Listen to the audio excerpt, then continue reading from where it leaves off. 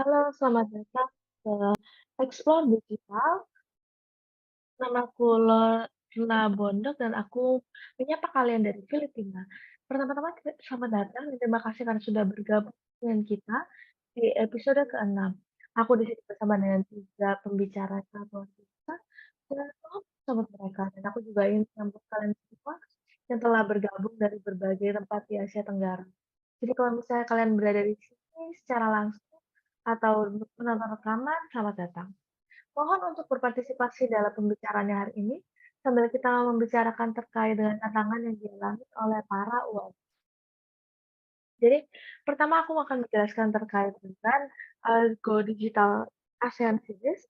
Jadi, tujuan dari program ini adalah untuk meningkatkan keahlian digital di Asia Tenggara dan juga untuk mencapai para komunitas yang paling membutuhkan kemampuan literasi digital. Jadi juga ini adalah, suatu kegiatan yang membantu untuk memberikan mentoring dan kemampuan untuk terkait dengan digital bagi UMKM di Asia Tenggara. Program ini dilakukan oleh The ASEAN Foundation yang juga mendapatkan dukungan dari School.com dan juga didukung oleh Asian Committee, untuk terkait dengan UMKM.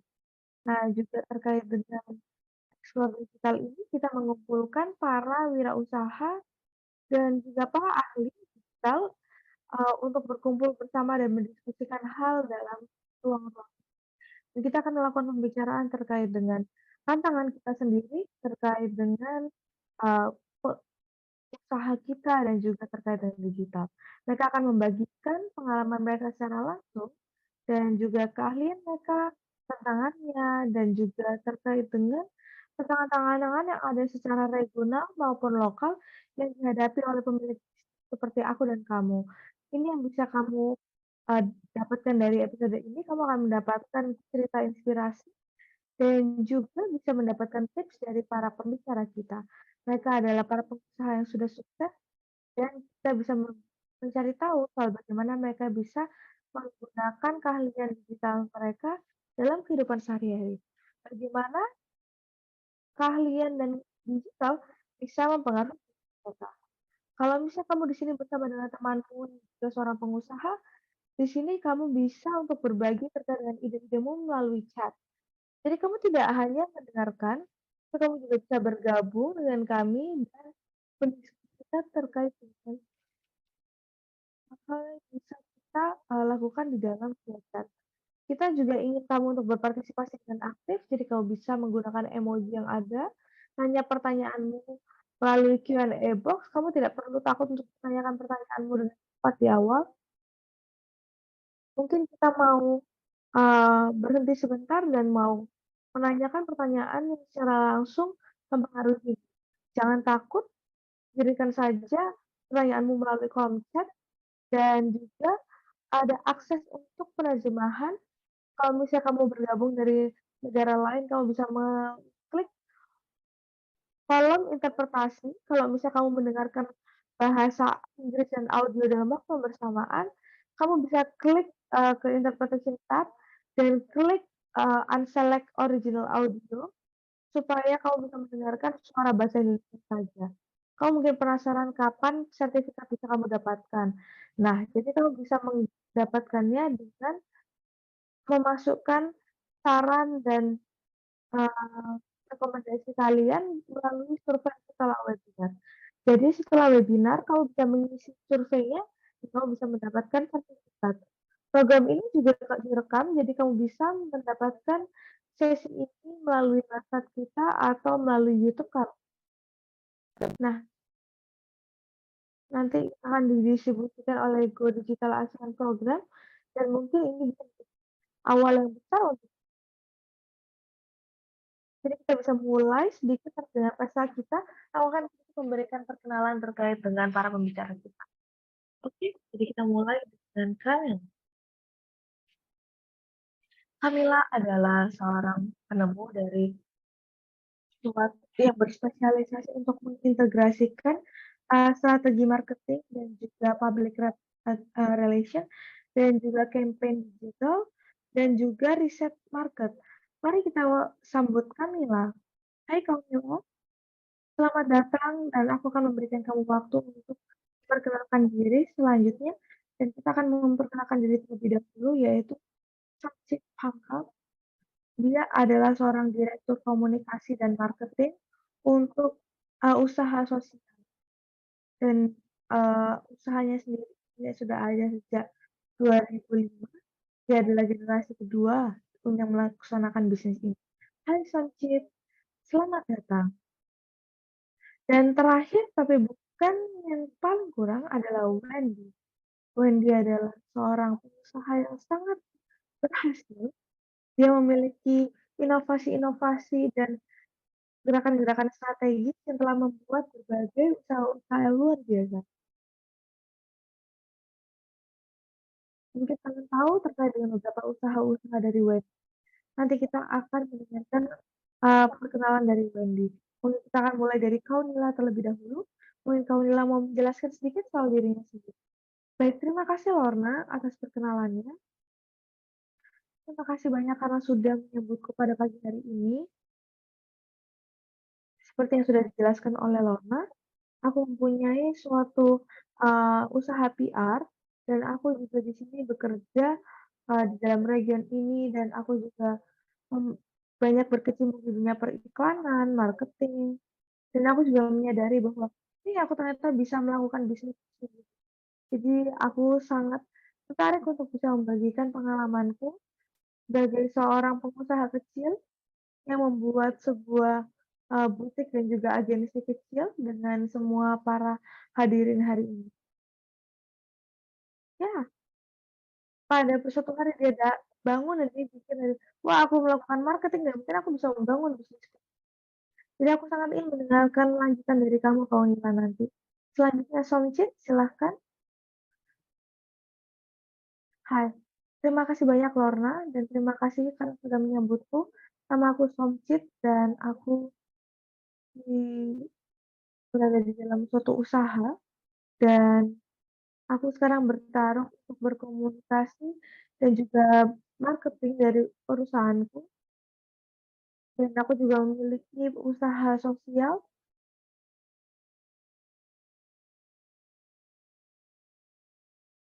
dan tujuanku adalah untuk membuat lapangan pekerjaan untuk para petani muda, terutama terkait dengan pertanian organik dan usaha-usaha kerajinan tangan. Dan kerjaku ini banyak berfokus untuk mem mempromosikan usaha yang berkelanjutan. Jadi nanti kita akan bisa membicarakan ini dengan lebih lanjut. Terima kasih banyak, Sonsi.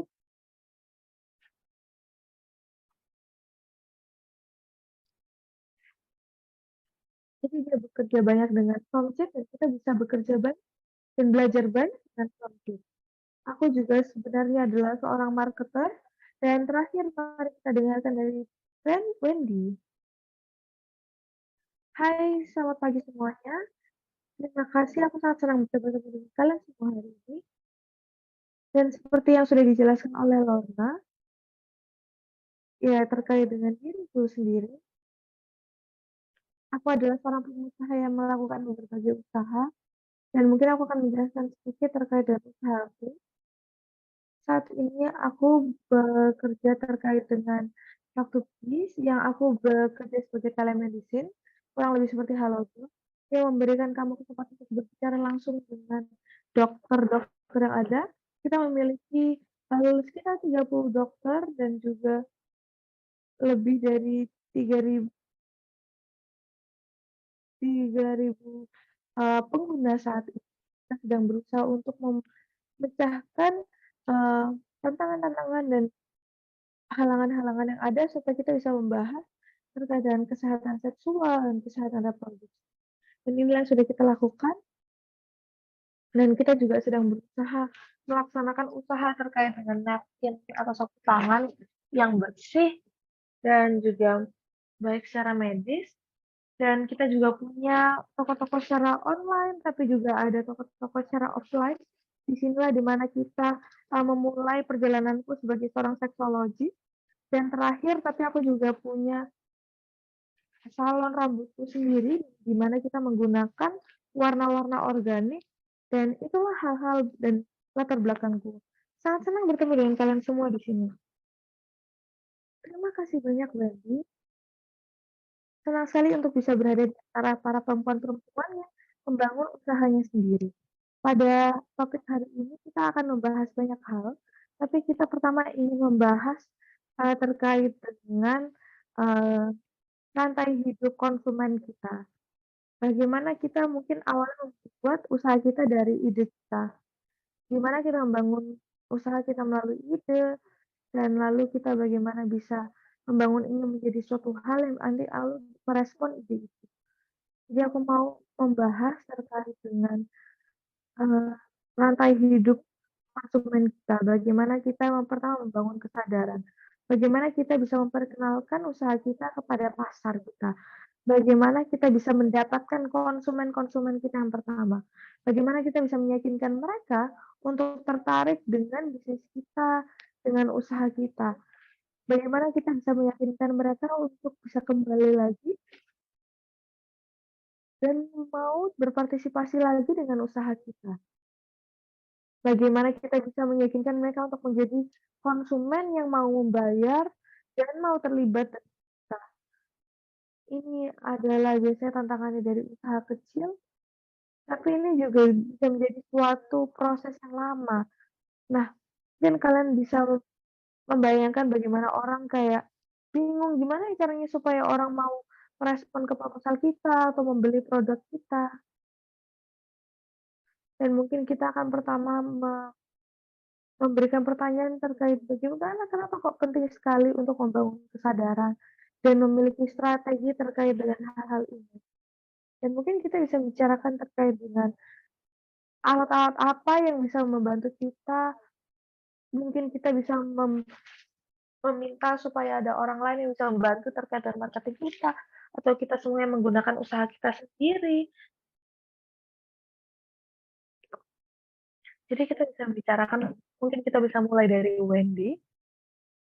Jadi kayak kita bisa membahas mulai dari Wendy, bagaimana kamu membahas bahwa kamu punya sekitar 30.000, pengguna dari nol menjadi 30.000.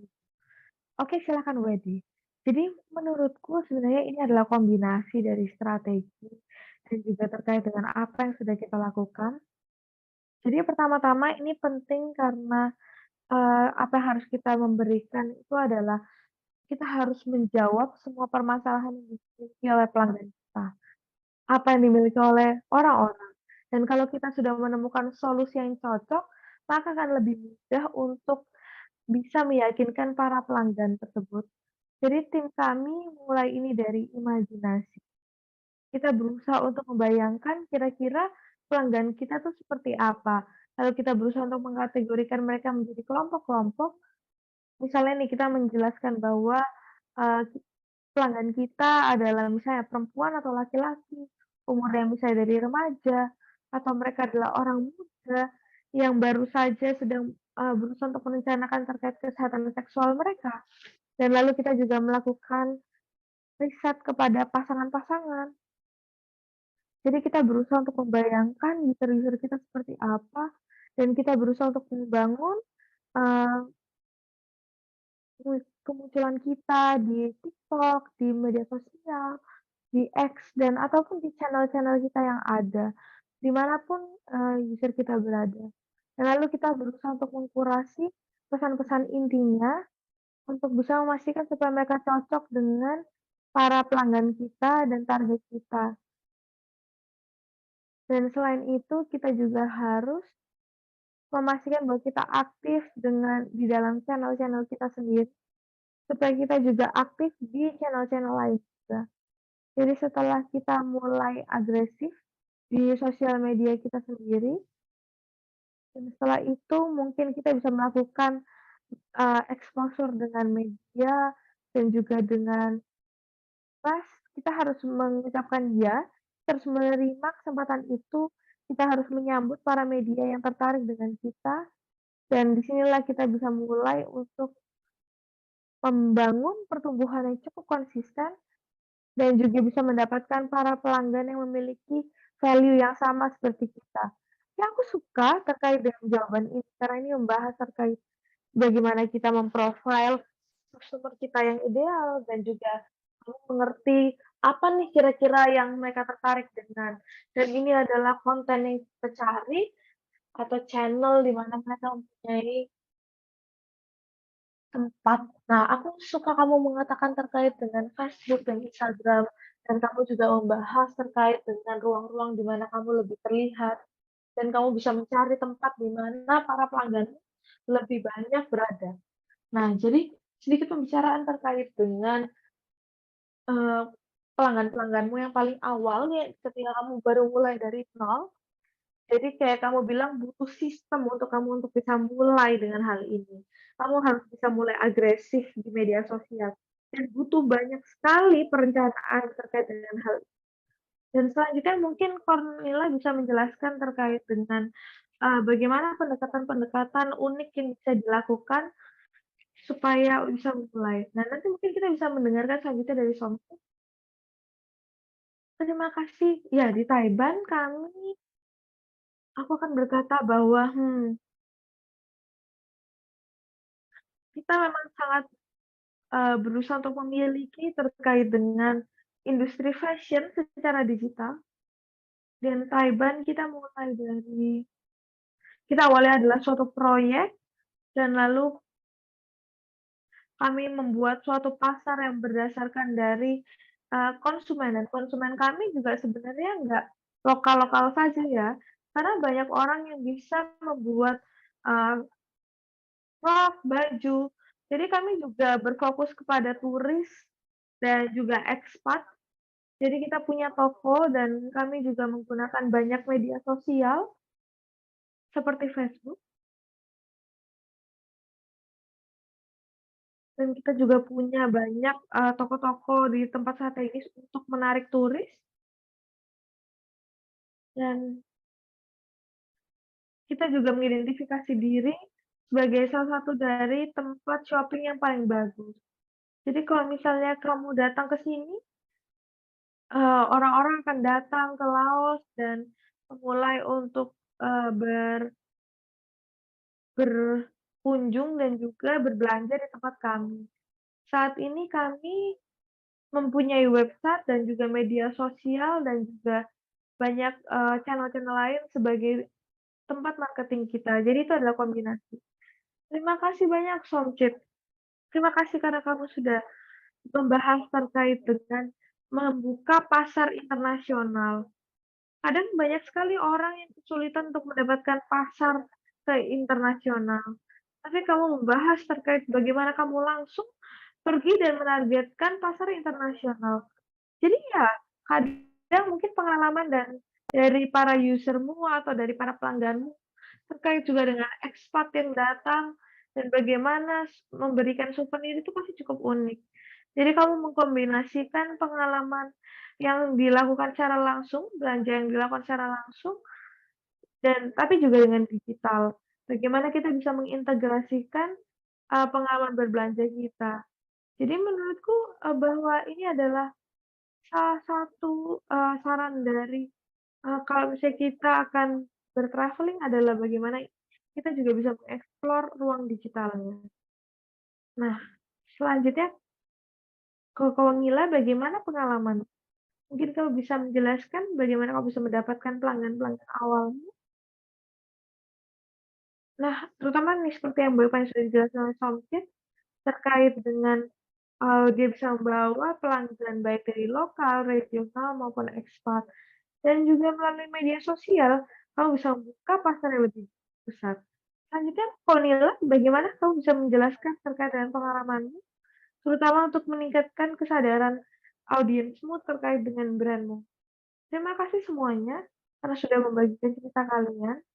Aku ingin sedikit membangun dari apa yang sudah disebutkan, bahwa sangat penting untuk membangun, eee, suatu, eee, keberadaan media sosial yang cukup kuat. Aku membangun usahaku sekitar 5 tahun lalu, dan aku sudah membangun semacam branding digitalku yang secara pribadi melalui blogging, melalui media sosialku, misalnya seperti melalui Facebook, Instagram, dan LinkedIn-ku.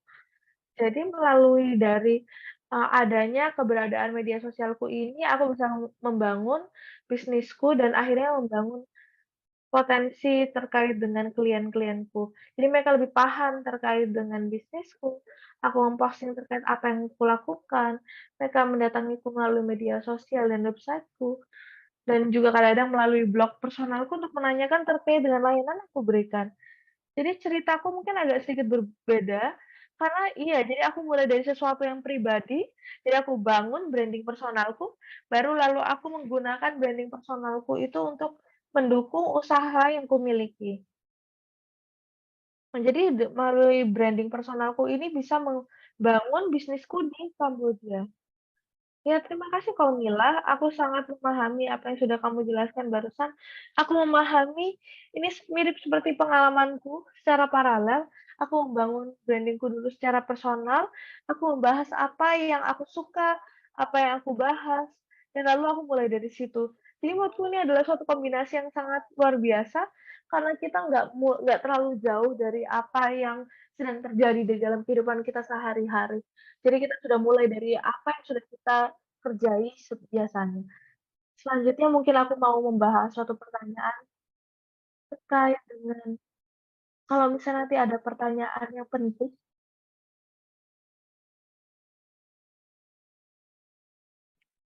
jadi kalau misalnya siapapun di antara kalian, kalian apakah menemukan apakah sih ruang-ruang digital yang lebih berhasil, misalnya kayak menggunakan email marketing atau melalui media sosial, ruang-ruang digital apa sih yang, menurut kalian lebih efektif?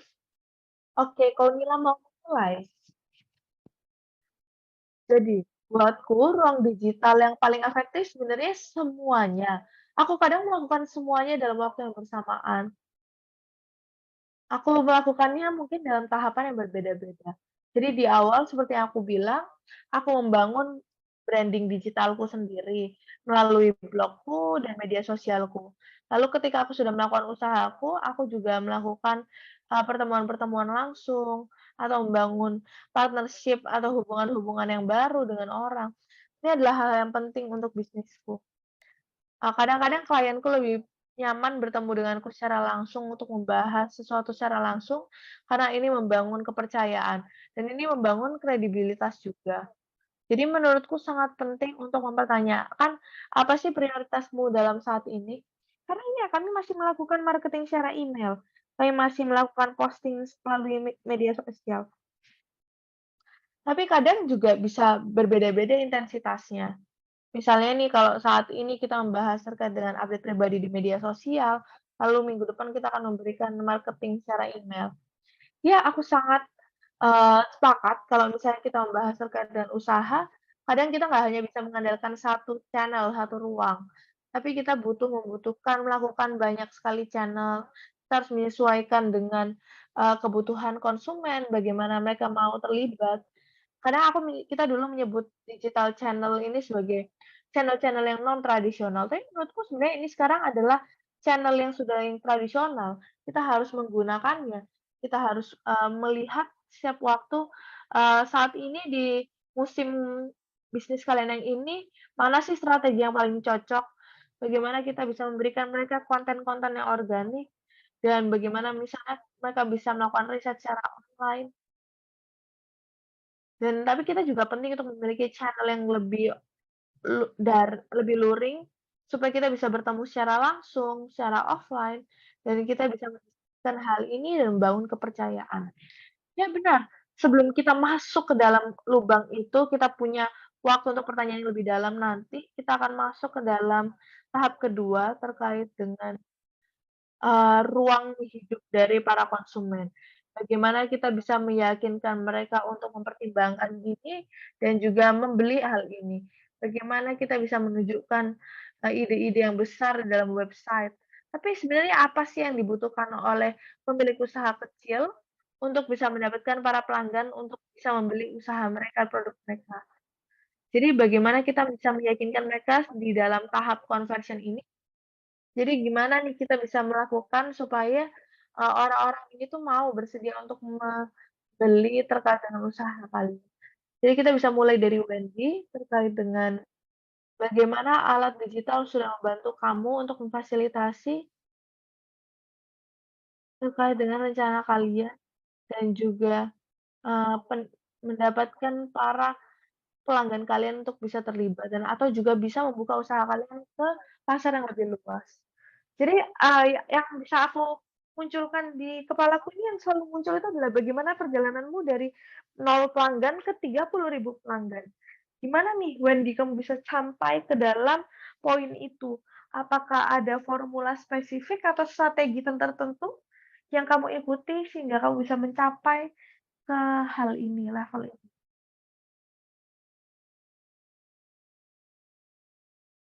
Aku cukup sepakat dengan Cornilla di mana kita harus memilih presence atau kita bisa mulai kita bisa memiliki suatu tempat yang secara personal ada di dalam media sosial pribadi kita.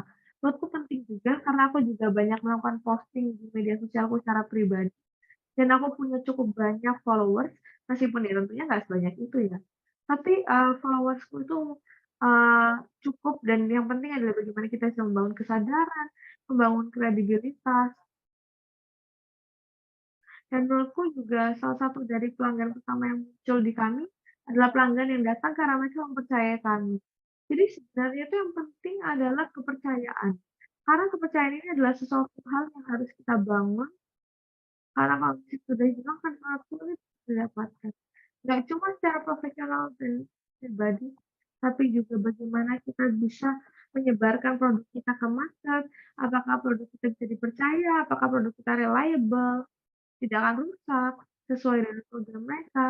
Jadi inilah yang aku sebutkan dengan, kepercayaan dan dari hari pertama, ini semua mulai dari media sosial terlebih dahulu.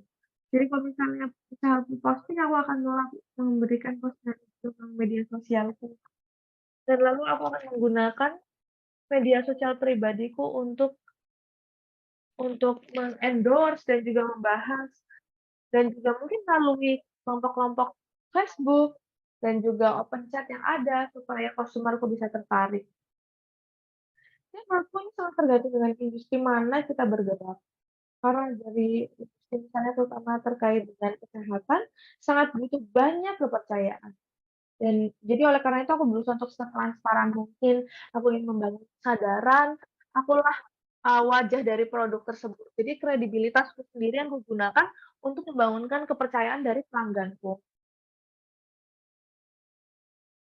Jadi inilah awalannya dan seperti yang sudah kusebutkan sebelumnya di pertanyaan terakhir, salah satu hal yang paling penting adalah terkait dengan pemahaman konsumen terkait bahwa aku sudah melakukan banyak penelitian market, survei market, dan aku juga sudah melakukan banyak penelitian riset terkait dengan produkku sendiri dan kompetitor yang ada. Dan juga bagaimana konsumenku tuh yakin, pelangganku tuh yakin bahwa mereka paham nggak sih apa sih yang aku tawarkan, dan mereka bisa diyakinkan bahwa, "Hey, kenapa sih kok dibandingkan dengan produk-produk yang lain, produk-produk yang lain itu tidak menjawab permasalahan yang ada dan produkku ini menjawab permasalahan yang ada." Jadi ini adalah suatu kombinasi untuk menunjukkan bagaimana kita harus mulai dari membangun branding kita sendiri, jadi kita punya kredibilitas, lalu kita bisa memahami konsumen kita, dan kita bisa memberikan penjelasan dan pemahaman kepada pelanggan kita. Jadi seperti aku sepakat dengan apa yang dilakukan oleh Kaunila dan aku yakin bahwa 70% dari, pelanggan kita tuh datang dari berbagai tempat. Jadi kita banyak memberikan konten-konten yang banyak mengedukasi, kita memberikan konten-konten yang menjelaskan terkait dengan jawaban-jawaban atas permasalahan mereka. Dan kadang meskipun mereka sudah mendapatkan jawaban, mereka masih punya banyak, pertanyaan yang ditanyakan. Mereka juga tertantang terkait dengan, misalnya nih, terkait yang mengkurasi apa saja hal-hal yang bisa kita tawarkan. Dan yang bisa kita lakukan itu juga adalah, kita pertama mulai dari SEO, dan kita membangun media sosial yang sangat kaya dengan konten. Jadi mereka nggak takut untuk melihat, media sosial kita dan di situ terdapat banyak informasi dan juga kita bisa memberikan banyak informasi secara pribadi ya. Jadi bagaimana kita membuat sesuatu itu lebih personal itu sangat penting, terutama untuk industri kesehatan. ketika kita ngomong soal industri kesehatan, kita butuh orang-orang yang bisa diajak bicara. Mereka tuh juga pasti ingin sekali adanya opini-opini profesional. Dan ini adalah kombinasi yang sudah kulakukan. Ya, aku sangat suka. Wendy itu adalah suatu cara-cara yang sangat menarik, terutama terkait dengan riset-riset market dan yang mungkin yang aku ingin sebutkan adalah bagaimana saran dari konsumen itu, dari pelanggan, itu bisa digunakan untuk membangun usaha kita menjadi lebih baik. Dan juga terutama terkait dengan industrimu, ketika kita ngomong soal teknologi feminim, mungkin ya sebenarnya itu bukan teknologi yang feminim, tapi biasanya feminim teknologi itu memiliki pasar yang berbeda. Dan kamu juga menarik banyak sekali, item-item di dalam hal tersebut. Kita membicarakan terkait dengan hal-hal yang banyak orang mungkin nggak nyaman bicarakan secara publik, dan juga dengan adanya aksesibilitas yang ditingkatkan, mereka bisa berbicara dengan kamu secara anonim. Kamu bisa membantu memberikan pemahaman kepada mereka tentang bagaimana untuk melaksanakan ini semua. Dan juga ya, berarti bahwa kamu melakukan riset secara pasar itu sangat penting, itu adalah bagian dari strategi. Bagaimana kamu bisa menggunakan pasar secara offline maupun pasar secara online. Dan kalau misalnya kamu menggunakan berbagai platform, kalau mereka masih punya pertanyaan, kamu bisa menjawab hal ini dan juga menyebarkan hal ini. Terima kasih banyak, aku sangat senang atas mendengar jawabannya. Jadi ada orang yang bertanya, "Kita tuh harus mulai dari mana sih?" Ketika kita mulai ini kayak dari usaha yang seperti apa? Kita bisa mulai dari sistem, misalnya nih kalau kita lihat dari, eee bagaimana para pelanggan kita ada sekarang, kita bisa membuat platform di mana kita bisa mengedukasi pelanggan kita dengan lebih lanjut. Jadi ini kita nggak memaksa mereka dengan, penjualan yang terlalu eksplisit dan terlalu agresif, tapi kita bisa dengan perlahan-lahan memperkenalkan, "Ini loh produk kita." Ketika mereka sudah punya kepercayaan, maka mereka akan siap untuk membeli produk kita. Nah, aku ingin mendengar dari Somchit, bagaimana kamu bisa, meyakinkan orang, dan mungkin juga dengan, rasa yang lebih internasional ya, gimana nih caranya kamu bangun Instagram, TripAdvisor, tapi juga bagaimana kamu bisa membangun pemahaman, pelanggan terutama dari pasar internasional. Apa sih yang dibutuhkan sama mereka? Informasi apa sih yang dibutuhkan? Terima kasih Wendy dan juga yang lain karena sudah membagikan, dan aku juga sepakat dengan kalian semua.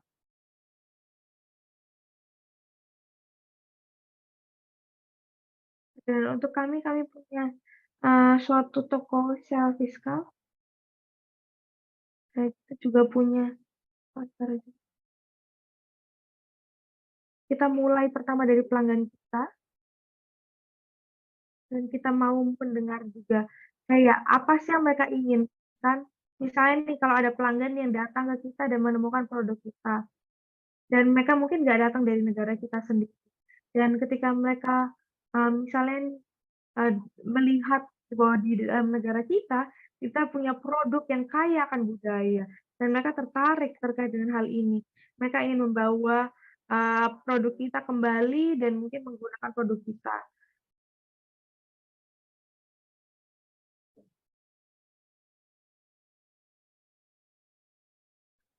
Jadi kita punya toko secara fisik, di mana kita menjual semua hal yang kita miliki, dari jaringan pengrajin kita yang berjumlah sekitar 150 pengrajin, dan ada juga kita harus melakukan banyak penelitian pasar dan bagaimana kita bisa memastikan kita bisa melakukan riset terutama kepada pasar Eropa. Banyak sekali aturan-aturan dan juga hal-hal yang harus kita ikuti. Misalnya nih, kita menggunakan bahan yang seperti apa, kita harus menggunakan model-modelnya seperti apa, dan kita juga melihat apa sih kebutuhan dari pasar Eropa tersebut. Iya, dan kita banyak bekerja dengan, kementerian yang ada supaya mereka juga bisa membantu kita menentukan informasi seperti apa yang bisa kita gunakan. Intinya kita juga banyak berbicara dengan pelanggan ya. kita harus punya hubungan yang baik dengan pelanggan kita harus berkata bahwa, oh iya misalnya nih, kalau kita ada pelanggan yang mau mengimpor, jadi mereka harus melalui prosedur apa saja. Kita bisa berkonsultasi terkait dengan kontraknya, kira-kira hukum-hukum apa yang ada. Jadi kayak ya hal-hal seperti itu yang harus kita bangun. Ya banyak sekali ya yang harus kita pelajari, banyak hal yang harus kita pahami. Dan ada juga yang bertanya di, box tanya jawab, dan ini mungkin menurutku juga sangat relevan dengan apa yang barusan kamu bahas, bahwa ini sangat penting ya untuk bisa membangun, pasar internasional. Bagaimana sih kita bisa memahami tren digital dan juga terkait dengan selera-selera konsumen, mulai dari kita harus memahami bahan-bahan apa yang digunakan, standarnya, terutama negara-negara Eropa ya, mereka lebih spesifik soal mereka pingin memiliki bahan-bahan yang lebih eco-friendly atau lebih ramah secara lingkungan. Jadi bagaimana kita bisa memastikan, bahwa bahan kita tuh sesuai, jadi mereka akan lebih bahagia, mereka akan lebih senang dan mau untuk mendukung bisnis kita. Jadi kita bisa membahas kayak materi apa yang bisa kita gunakan untuk produk kita. Aku sangat suka ini. Dan selanjutnya mungkin kalau Nila bisa menambahkan terkait dengan, pertanyaan ini, terutama terkait dengan bagaimana kamu bisa mengkonversi, menjadi pelanggan. Kamu pasti paham nih soal, public relation, kamu paham nih soal bagaimana bisa menggunakan taktik apa yang bisa kamu gunakan untuk kelompok yang spesifik. Apa nih yang bisa bekerja untukmu? Terima kasih Lorna. Ya, menurutku public relation, relasi publik ini adalah suatu hal yang cukup spesifik ya. Butuh banyak sekali waktu untuk bisa membangun kesadaran soal bagaimana ini sangat penting untuk bisnis kita dan juga baik bisnis yang kecil maupun yang bisnis yang besar dan bagaimana kita bisa menggunakan ini. Jadi aku fokus kepada bagaimana kita bisa memastikan bahwa adanya kemungkinan ya. Jadi kita membangun konten yang bisa beresonasi dengan para customer kita. Kita bisa membangun konten yang, muncul di berbagai macam platform dan juga bagi kita ya muncul juga di media sosial, tapi juga, di media-media yang lain. Jadi kita butuh sekali kepemimpinan yang kayak mungkin nggak tampak secara langsung ya, tapi kita juga, butuh mempunyai, eee, keberadaan yang selalu muncul, yang selalu aktif. Kita misalnya nih bekerja sama dengan, publikasi-publikasi tertentu, misalnya koran-koran tertentu, situs-situs situs-situs tertentu. Jadi ketika kita ngomong soal PR, kita mungkin nggak akan membahas PR ya, tapi aku mau fokus ke usaha kecil. Karena aku sempat bekerja dengan sekitar 100, UMKM, 100 usaha kecil medium, dan mereka semua berasal dari lapangan-lapangan yang berbeda dan sektor-sektor yang berbeda. Tapi ada satu hal yang sama yang kita bisa temukan, terutama yang terkait dengan bagaimana bisa memastikan adanya perjalanan konsumen supaya mereka bisa menjadi konsumen pelanggan yang setia dengan kita. Ya tentu kita harus membangun keberadaan media sosial yang sangat kuat, tapi kita juga sangat penting untuk bisa membuat konten terus-menerus di dalam website maupun media sosial kita. Aku sempat berbicara dengan beberapa, usaha-usaha kecil yang cukup menjanjikan di Kamboja, tapi salah satu kesalahan yang mereka lakukan adalah mereka tidak menggunakan media sosial yang kecil. Kayak kamu harus menggunakan kayak hal-hal seperti Google Maps, Google Review, supaya kamu tahu nih, saran-saran dari pelangganmu. Karena hal-hal seperti ini juga kadang seringkali tidak dilirik oleh orang-orang. Jadi menurutku nggak hanya menggunakan media sosial yang besar seperti Instagram, tapi kita bisa menggunakan berbagai macam media sosial yang digunakan oleh pelanggan kalian dalam kehidupan sehari-hari.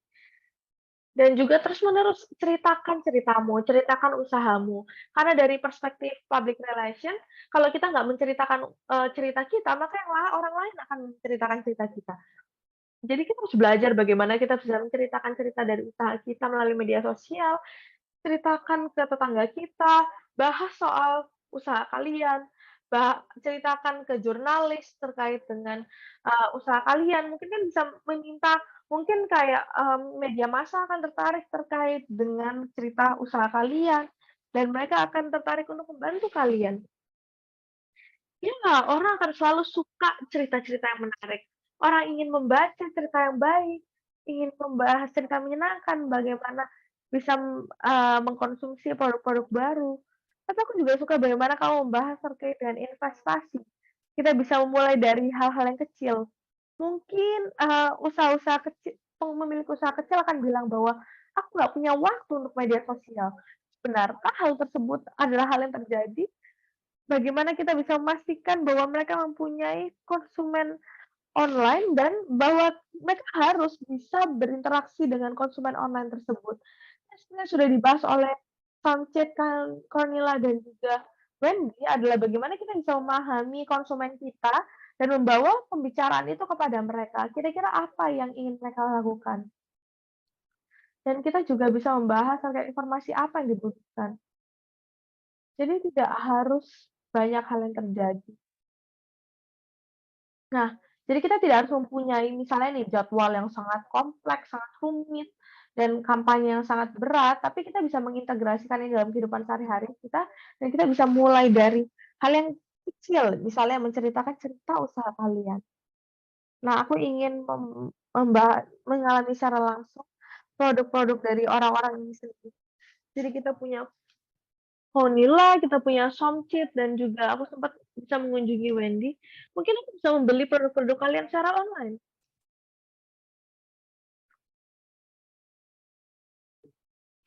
Jadi bagaimana untuk terkait dengan pembahasan kita hari ini, bagaimana kita bisa menggunakan alat-alat digital kita untuk marketing kita. Nah, dan juga mungkin ya, pertanyaan yang biasanya muncul itu adalah kita punya data. Aku tahu nih data-data dari pelangganku itu seperti apa. Tapi bagaimana kita bisa menggunakan data digital ini? Bagaimana kita bisa menggunakan ini untuk mentransformasi bagaimana kita berinteraksi dengan pelanggan kita? Bagaimana kita berstrategi dan menjelaskan terkait dengan produk kita dan mengembangkan produk kita.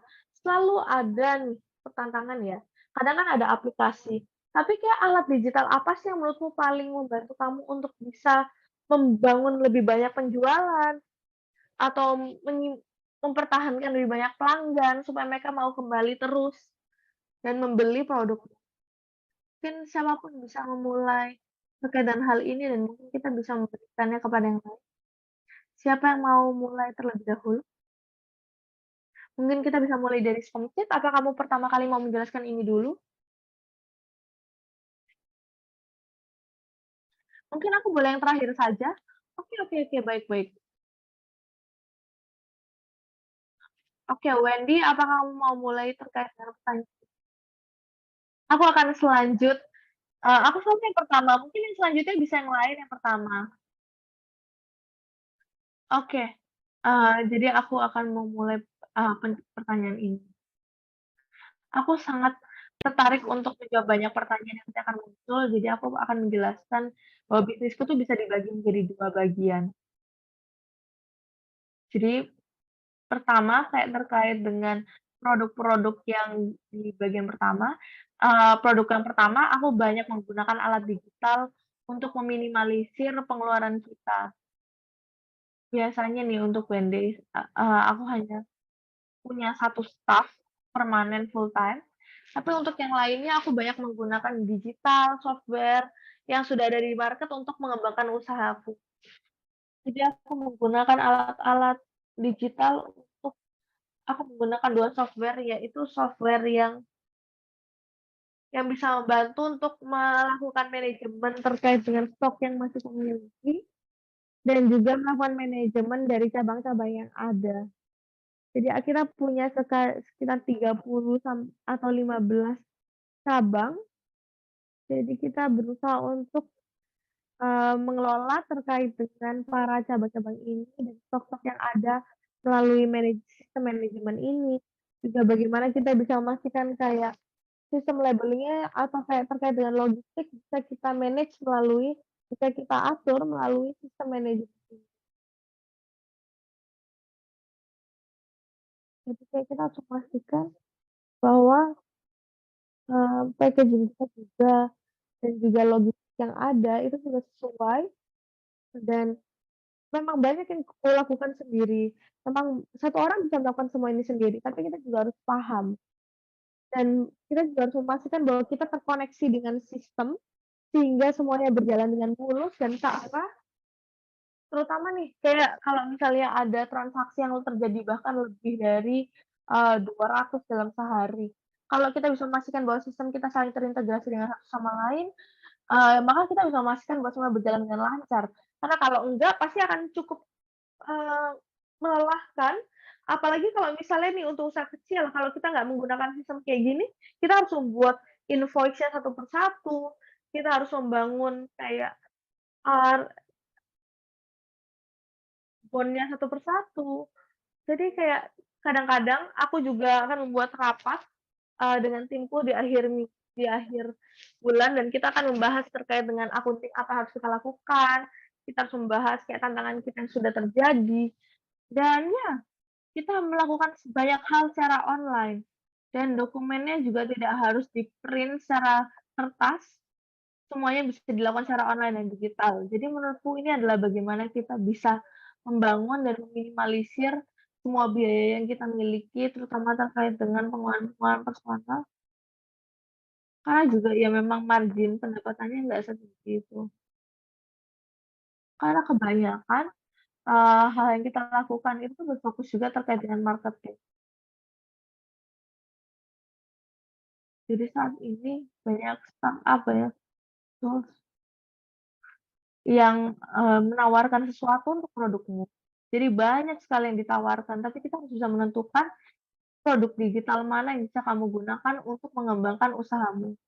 Karena memang ya, alat-alat digital ini tuh memang sangat rumit, dan kita juga kadang harus membangun infrastruktur digital yang pas, supaya kita bisa mengetahui berapa banyak sih konsumen yang kita miliki, berapa banyak pelanggan yang kita miliki, mereka preferensinya gimana. Jadi ini sangat penting terkait bagaimana kita bisa memahami konsumen ya.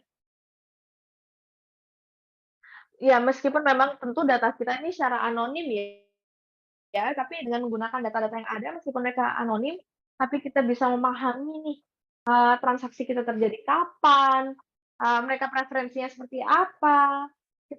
Aku juga punya matriks di mana kita percaya bahwa matriks ini sangat penting untuk produk kita, bahwa setiap industri memiliki, matriks-matriks yang berbeda yang harus kita pahami. Nah, tapi kalau untuk aku sendiri, aku tuh berusaha tahu berapa banyak sih orang mendaftar, berapa banyak sih pelanggan yang mau bertahan menggunakan produkku, kayak apakah ada orang yang selalu datang kayak sebulan sekali atau seminggu sekali. Nah, aku juga berusaha untuk melihat kayak bagaimana, kita harus memahami nih perilaku mereka, eee, selera mereka. Jadi kalau misalnya ada sesuatu yang terjadi, kita tahu. Jadi aku bisa bilang bahwa usahaku tuh sangat didorong oleh data ya, itu sangat mempertimbangkan data yang ada, dan bagaimana kita bisa berusaha untuk memastikan ini bisa menjadi lebih baik, dan ya semua yang sangat penting itu adalah bagaimana biar kita bisa memastikan bahwa kita bisa melakukan ini dengan biaya yang lebih minim, dan kita tahu data-data apa saja yang kita dapatkan dalam seminggu ini. Dan kita menggunakan aplikasi yang tepat untuk bisa memahami ini. Misalnya aku menggunakan aplikasi seperti Wixblog, dan sorry bukan aplikasi tapi kayak semacam kayak kita bisa melihat mana blog aja. Dan misalnya nih, ada sinyal-sinyal dari pelanggan tertentu dan lain sebagainya yang lebih butuh untuk dipahami. Ada pelanggan yang melakukan hal-hal yang cukup unik, jadi kita bisa memahami kenapa kok ada perbedaan ini. Jadi ya balik lagi, sangat penting kamu harus tahu kamu mau membuat industrinya seperti apa. Jadi kalau misalnya kita di industri ini, mungkin kalau kita harus menggunakan alat yang ini, kalau kita di industri yang berbeda, kita akan menggunakan alat yang berbeda, atau aplikasi yang berbeda.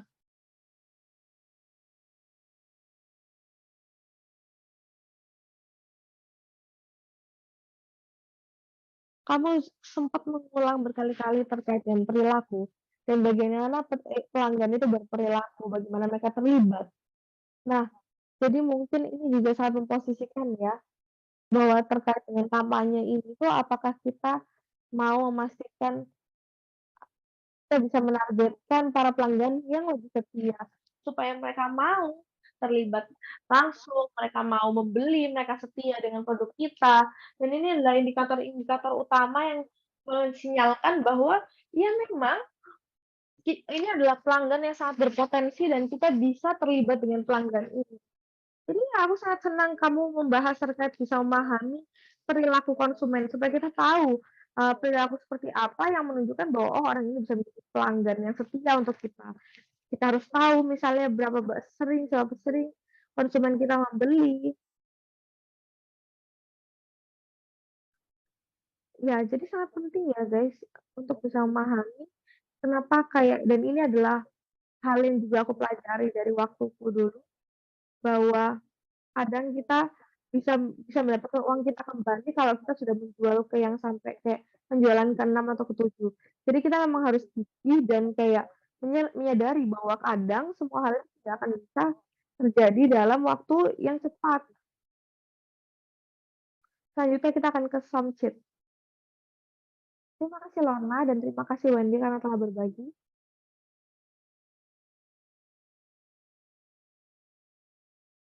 Karena tempatku ini adalah suatu agensi yang memberikan, layanan PR, untuk banyak orang lain dan juga terkait dengan, agensi-agensi lokal, jadi nggak cuma agensi-agensi tertentu ya. Pokoknya intinya timku adalah menggunakan banyak sekali alat-alat untuk bisa mendapatkan sesuatu.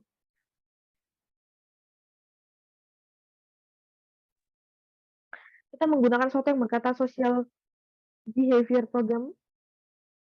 Kita memiliki program di mana eee, menjelas kita harus menyelesaikan suatu program tertentu nih, tahun lalu.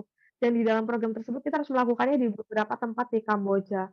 Dan apa yang disebutkan sama Wendy barusan ketika kita melihat angka dan bagaimana kita bisa menerjemahkan angka tersebut menjadi suatu, tindakan-tindakan yang atau kayak pemahaman-pemahaman yang kita bisa temukan, inilah yang kita lakukan. Jadi data itu sangat penting untuk kita dan bagaimana kita bisa mendapatkan data tersebut sangat tergantung dari, bagaimana alat-alat yang kita gunakan dan ya, kita menggunakan media sosial yang sama, sama seperti yang digunakan negara lain, seperti Facebook, TikTok. Jadi kita selalu berada di tren-tren yang ada, kita berusaha untuk selalu up to date, kita harus berusaha untuk memahami dan lalu kita juga memahami kira-kira mereka membutuhkan hal seperti apa, mereka mau mengaksesnya seperti apa. Jadi ya, untuk pekerjaanku sendiri di Mikalab, kadang juga kita menggunakan alat-alat seperti ChatGPT, Google Gemini, untuk membantu kita untuk memproses cerita, membantu kita menuliskan sesuatu, dan ini semua kan sebenarnya adalah hal-hal dasar ya. Dan selanjutnya sisanya ya soal bagaimana kita bisa mempolis talent, jadi kita bisa menguatkan terkait dengan hal-hal yang kita miliki. Karena ya memang banyak sekali alat-alat digital di luar sana. Tapi kita sangat penting untuk bisa menentukan alat apa sih sebenarnya yang dibutuhkan oleh perusahaan kita. Apa yang ada di dalam pasar kita, mana yang mudah untuk digunakan, dan mana yang bisa dilakukan dengan cepat. Ya benar, terkait dengan pembelajaran. Kita sorry maaf,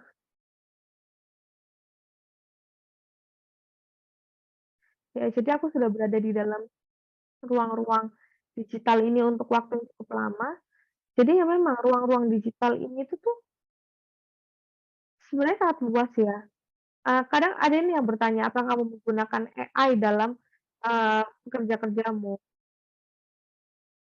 Jadi buat orang yang menanyakan, eee, pertanyaan itu, suatu jawaban cepat dan bisa kusimpulkan dari, para pembicara kita adalah bahwa AI itu memang bisa kita gunakan, dan bagaimana kita menggunakannya akan sangat tergantung dari niatan kita. Apakah kita ingin untuk bisa mendapatkan kerangka yang informatif atau apa yang ingin kita lakukan. Jadi kita bisa menggunakan AI untuk menjawab pertanyaan-pertanyaan yang paling menantang dan juga aku sepakat juga dengan Kamila bahwa ini bukan sesuatu yang kayak mudah dilakukan. Dan kadang ini nggak suatu hal yang simpel ya. Jadi semakin kita paham terkait dengan pelanggan kita, maka kan semakin kita bisa memanfaatkan alat-alat digital ini. Oke, terima kasih Samcit, apakah kamu mau menambahkan sesuatu terkait dengan hal ini? Bagaimana kita bisa menggunakan data supaya kamu bisa mendapatkan lebih banyak lagi penjualan? Dan lalu kita akan masuk ke sesi tanya jawab. Terima kasih banyak semuanya. Jadi bisnis kami itu sebenarnya lebih ke fashion, kita punya produk fisik juga, jadi kayak bagaimana mereka suka, bagaimana mereka tertarik, dan apakah mereka bisa melihat produknya secara langsung itu sangat penting ya. Menurutku apa yang membuat kita sangat kuat juga ya selain media sosial,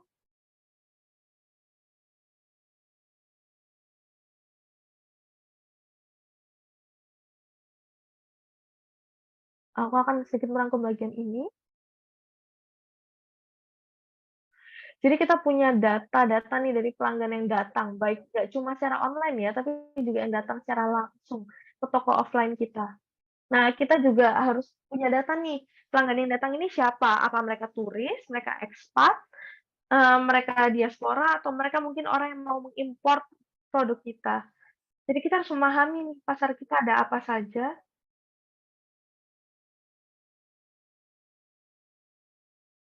Kita juga harus selalu mengupdate katalog kita supaya kita bisa berkomunikasi dengan mereka dengan baik. Jadi menurutku, aku menggunakan banyak alat-alat untuk memastikan bahwa apa saja sih yang diinginkan oleh pelanggan kita dan siapa saja pelanggan kita. Misalnya nih, mereka datang dari perusahaan apa yang mereka cari. Dan juga bagian dari sini adalah kita berusaha untuk melakukan riset terkait di internet, nggak hanya terkait dengan nggak hanya terkait dengan toko kita sendiri, tapi kita juga berusaha untuk melakukan survei kepada bisnis-bisnis lain yang mirip dengan bisnis kita. Kita harus tahu kayak target itu siapa dan apa yang ditawarkan oleh mereka. Jadi kayak kita harus memahami banyak hal ya.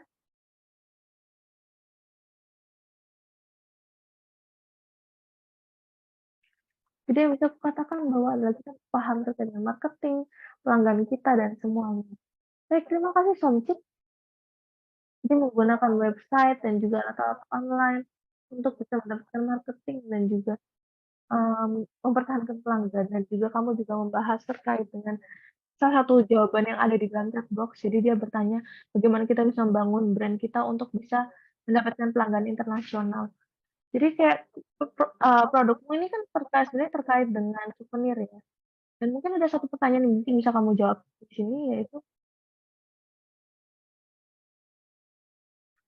Somchat, apa kamu bisa membagikan soal bagaimana kamu membangun brand-mu untuk membahas referensi internasional? Ya, ini sangat penting ya kalau misalnya boleh sedikit kurangkum adalah penting banget untuk kita paham dan mengenali siapa pelanggan kita dan kita mau mendengarkan dari, pelanggan kita. Ada juga nih pertanyaan dari seorang pertanyaan, "Somchat, gimana cara kita bisa meletakkan perusahaan kita ke TripAdvisor?" Udah, kamu tinggal membuka website-nya, kamu terus bisa bikin akun, lalu nanti, kalau misalnya kamu punya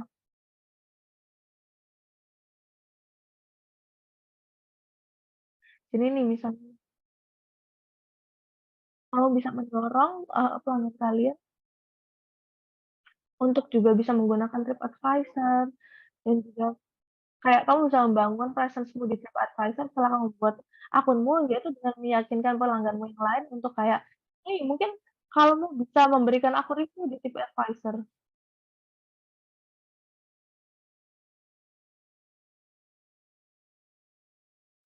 Yang aku lakukan misalnya nih, mereka sudah, datang untuk menjemput kita, terus mereka ngerti terkait dengan TripAdvisor.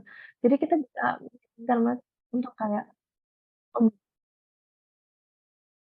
kita bisa buat akun dan kayak minta orang buat nge-review lagi, kepada kepada akun-akun kita. Jadi ya ini juga sangat penting, Somcit juga sudah membahas sebelumnya bahwa, kita harus menanyakan kepada customer kita untuk bisa memberikan review. Jadi bukan hanya kita bisa mengenali customer kita, harus mengenali pelanggan kita, tapi kita juga harus bisa, menanyakan rekomendasi dan saran feedback balik dari pelanggan kita. Terima kasih banyak Somcit, kita sudah menjawab pertanyaan kanan dan kiri, dan aku juga sudah sedikit memberikan masukan, karena aku juga tidak bisa menahan diriku. Bolehkah aku menambahkan terkait dengan TripAdvisor? Jadi pertama-tama aku cuma bilang, kalau misalnya kamu nggak ngerti gimana cara pakai TripAdvisor, kamu bisa pakai Google Review aja. Jadi, aku cuma mau bilang bahwa aku tuh punya sekitar banyak klinik-klinik fisik, dan di dalam klinik-klinik tersebut, kami punya lebih dari 100 review positif di berbagai tempat. Jadi sangat tergantung dengan strategi sendiri ya. Jadi kalau strategi yang kita lakukan adalah kita nggak minta, eee, pelanggan kita untuk me-review, tapi mereka me-review sendiri, jadi mereka berinisiatif sendiri.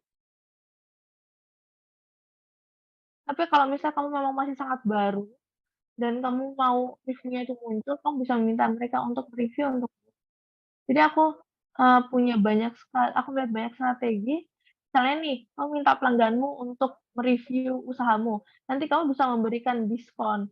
Tapi kamu nggak memaksa mereka untuk ngasih review yang 5 bintang ya, supaya mereka kayak kalau misalnya mereka dipaksa untuk me-review yang, 5 star 5 bintang, nanti mereka akan males untuk balik lagi dan untuk membeli produkmu lagi. Jadi kayak kalau bisa kamu minta kepada mereka untuk memberikan review yang jujur, jadi kamu nggak harus punya Google Review ya, kamu bisa menggunakan Google, kamu bisa mendaftarkan, perusahaanmu melalui Google Review dan juga lalu selanjutnya karena banyak sekali orang yang mencari informasi itu dari Google. Aku sangat sepakat dengan kamu, Wendy, karena dari di mana aku berada, dan ini kepercayaanku bahwa 90% dari yang sudah dilakukan dari pelanggan yang sudah datang itu terjadi karena mereka sudah melakukan riset terlebih dahulu secara online. Dan tergantung bagaimana review yang ada secara online, ini akan, membantu orang-orang untuk mendorong apakah mereka mau berbisnis denganmu atau tidak. Terima kasih banyak.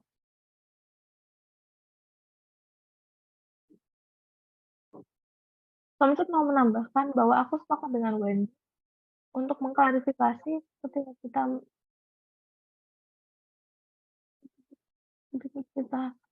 membahas terlebih dahulu, sebelumnya sih kita awalnya nggak terlalu pede nih ya untuk, membangun akun di TripAdvisor.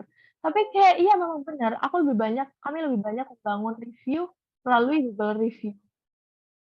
Jadi kayak kadang-kadang, kita harus kayak pelan-pelan gitu loh.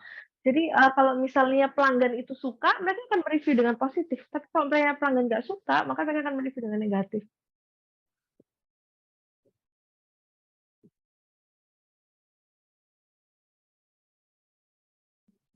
Ya, jadi sekarang memang kita nggak terlalu banyak menggunakan TripAdvisor, kita lebih banyak menggunakan Google. Memang penting sekali, untuk kita terkait dengan memastikan autentisitas ya. Nah, selanjutnya nih pertanyaan, aku akan melanjutkan, eee, menggabungkan 2 pertanyaan menjadi satu. Nah, kalau kita mulai dari nol ya, kayak terkait dengan personal branding yang mungkin terbatas, tapi kayak gimana kita bisa membangun, personal branding? Bagaimana sih kita bisa meningkatkan kredibilitas dan kepercayaan customer ketika kita nggak punya personal branding nih di awal? Nah, ini adalah pertanyaan yang bagus. Terima kasih Lorna.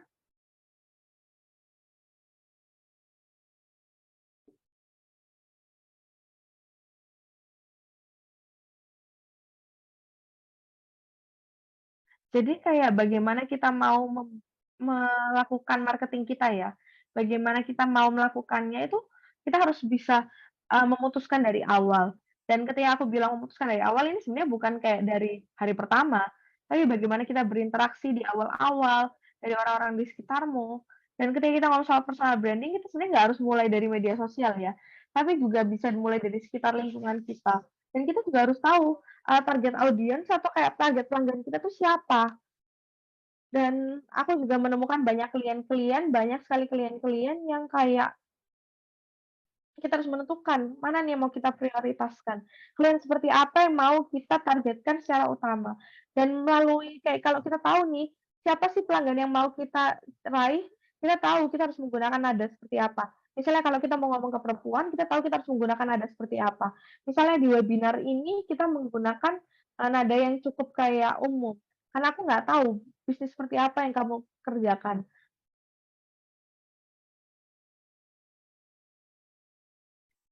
Nah, tapi juga memang ya banyak perusahaan yang kesulitan untuk bisa menentukan bahasa seperti apa yang mereka mau gunakan. Dan bagaimana kita bisa membangun dari nol menjadi kayak, 100 atau bahkan 10 saja. Aku ingat ada orang yang berkata bahwa antara hari pertama atau suatu hari nanti. Intinya adalah kita harus memulai dengan langkah-langkah kecil. Kita harus memberikan waktu supaya kita bisa tahu kayak timeline kita seperti apa, dan kita harus launching yang mana terlebih dahulu. Dan kayak kadang ada juga kita bertanya saran ya, kita harus pakai TikTok, Instagram, atau yang mana. Sebenarnya nggak ada pilihan yang tepat sih, kayak ini semua tergantung dengan sumber daya yang kita miliki, dan kita harus tahu target pasar kita yang mana.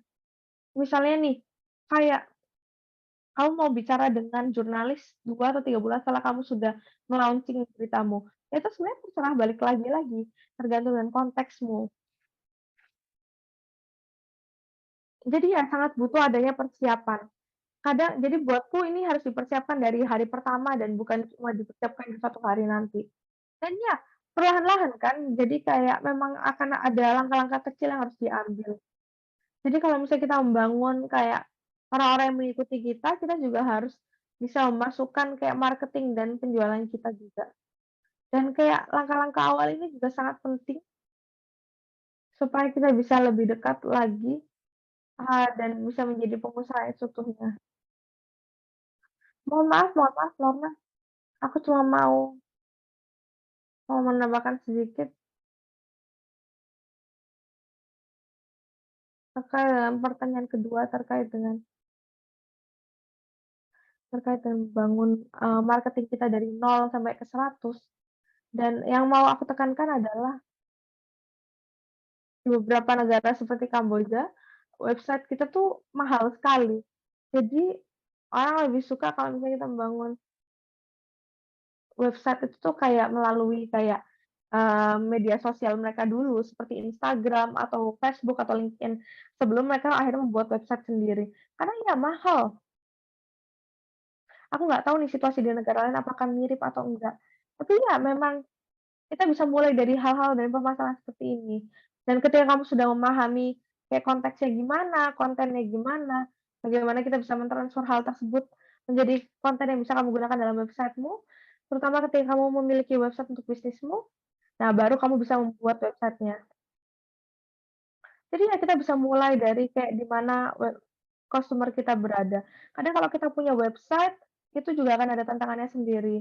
Apa gunanya punya website kalau misalnya kayak kalau misalnya hanya menjadi brosur online yang, sebenarnya nggak dibutuhkan sekali. Oke, baik, banyak.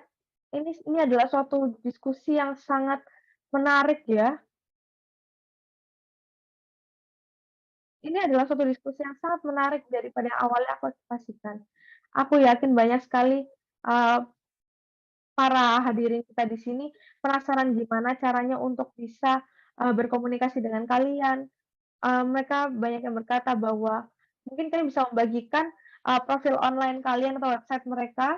Nah, itu sudah dikirimkan melalui chat kita, jadi kalian bisa link, jadi kalau kalian punya banyak pertanyaan lagi, nanti mereka pasti bisa membagikan lebih lanjut. Mereka sudah sangat murah hati untuk membagikan banyak hal kepada kita. Jadi kalau misalnya kita sudah masuk ke dalam hal bagian yang paling terakhir, terutama di bagian yang paling, eee, penutupan, kita bisa membahas mulai dari bagaimana kita mengkonversi pelanggan kita, bagaimana kita bisa mengoptimalkan hal-hal ini. Kita punya banyak sekali jenis-jenis bisnis yang berbeda, dan ini adalah suatu hal kunci yang, sangat kupelajari ya, bahwa bagaimana kita bisa, menyesuaikan pendekatan kita dengan kebutuhan usaha kita. Setiap usaha kita memiliki kebutuhan yang berbeda-beda, gunakan alat yang berbeda-beda, kumpulkan, yang sesuai, gunakan alat yang penting, buat bisnismu, dan kamu bisa menumbuhkan supaya kamu bisa memastikan kita bisa, melakukan penjualan yang lebih lanjut lagi. Oke, baik. Apakah ada yang mau memberikan pesan-pesan terakhir? Mungkin satu kalimat dari masing-masing dari kalian?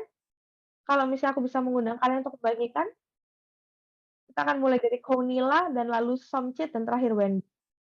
Terima kasih Lorna, dan menurutku hanya 2 kata, yaitu branding personal dan profesional, mohon maaf itu lebih dari 2, dan juga konten konten konten. Selalu buat konten. Konten di sini berarti bagaimana kita membuat cerita, membangun narasi.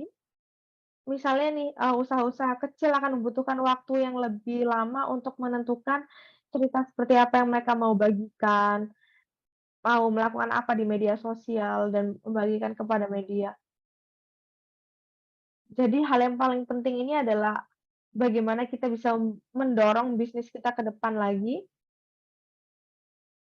dan mungkin ini nggak akan terjadi dalam 1 atau 2 hari, ini akan membutuhkan waktu, tapi kita akan, memahami pelan-pelan bagaimana kita bisa membangun bisnis kita ke depannya dengan menentukan apa sih branding yang mau kita lakukan, target kita tuh kepada siapa sih, dan lalu menciptakan konten-konten yang menarik dan sesuai dengan pelanggan kalian. Jadi menurutku ini akan membutuhkan waktu yang cukup. Terima kasih banyak Kaunila. Wendy, aku pikir Somcit dulu atau kamu mau mulai dulu? Oh ya, sorry Somcit. Oke. Terima kasih karena sudah menerima aku hari ini dan aku banyak belajar dari yang lainnya, dari Wendy dan Kaunila. Dan untukku, hal penting yang ingin tekankan ini adalah kita harus tahu branding kita sendiri itu apa, dan kita harus bisa autentik ya soal kayak produk kita tuh apa.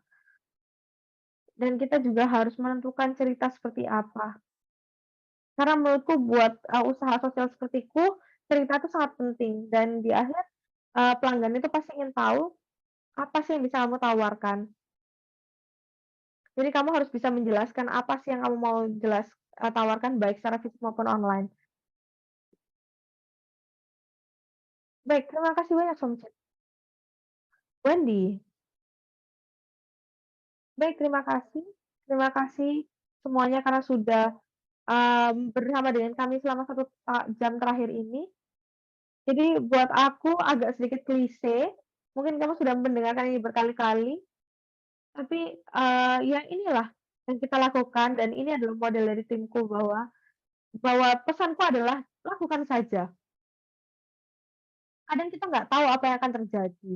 Jadi yang penting adalah kita harus mengambil langkah pertama. Kita harus belajar, kita harus melakukan penelitian dan terus lakukan. Jadi misalnya nih aku sudah melakukan usaha ini selama 1,5 tahun, atau kalian sudah melakukan ini bertahun-tahun, kita mau membangun sesuatu yang baru dan kita mau mengukur hal itu, dan kita harus melihat apakah strategi kita tuh berfungsi atau enggak. Jadi kalau misalnya kita belum memulai apapun ya mulai saja, dan kalau misalnya itu berhasil atau tidak, ya kita bisa lihat apakah ini bekerja atau tidak. Kalau kita cuma memikirkan, ya itu nggak akan terjadi. Jadi kita harus melakukannya saja, supaya kita tahu hasilnya nanti akan seperti apa dan kita bisa belajar dari hasil tersebut. Jadi aku hanya ingin, mau mendukungnya semua orang yang di sini, dan aku mengharap supaya kayak kalian semua bisa, eee, mendapat bisa kita bisa beruntung dalam kerja-kerja kita selanjutnya. Aku merasa ini adalah komunitas yang cukup dekat ya.